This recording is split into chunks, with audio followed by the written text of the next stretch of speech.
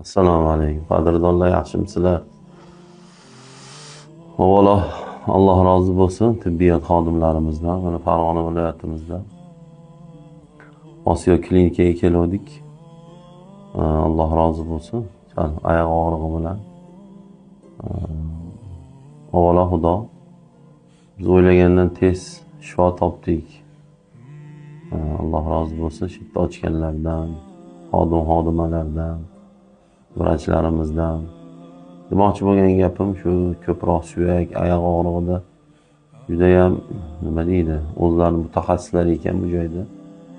Kelib mana 2 kun deganda ham bilindi-da, Xudoga shukr.